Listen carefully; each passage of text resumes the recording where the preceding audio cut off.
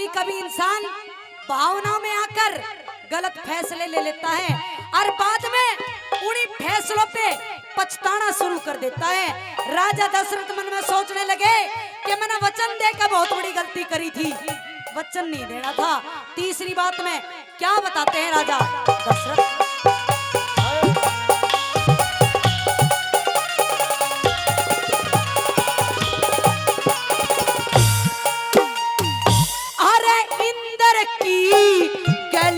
असुरों की, इंद्र की कहला असुरों की, स्वर्गपुरी में जंग होगी।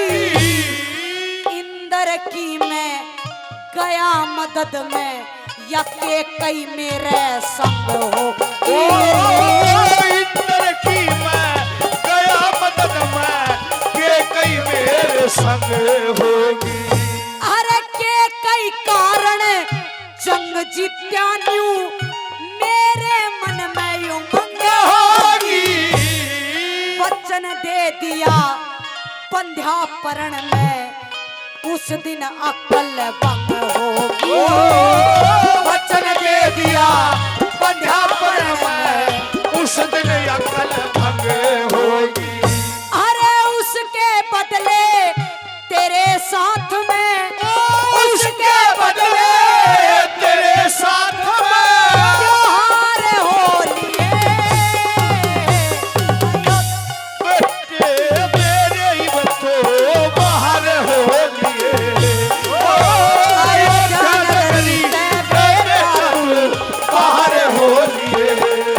मैं राही अनजान राहों का,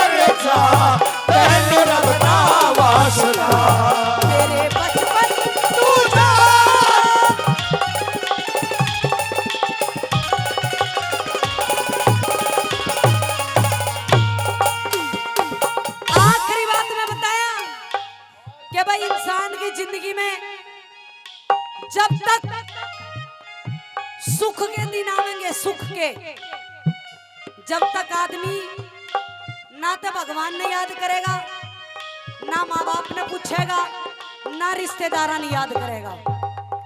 और जे थोड़े से दिन दुख के आ जा,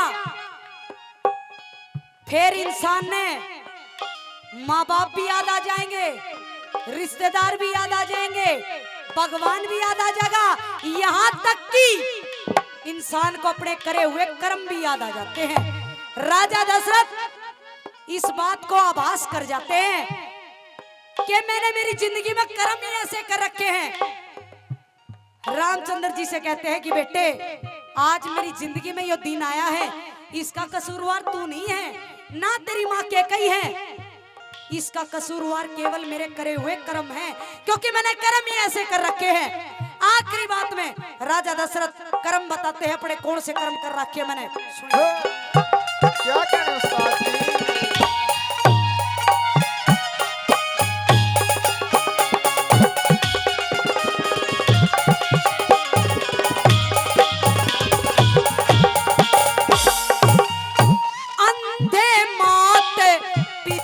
श्रवण के अंधे मात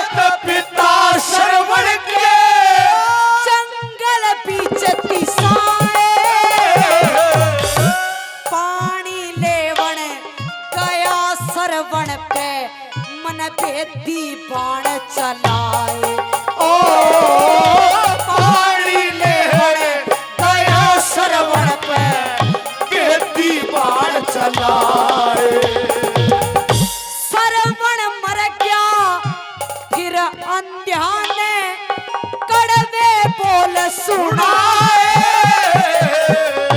दशरथ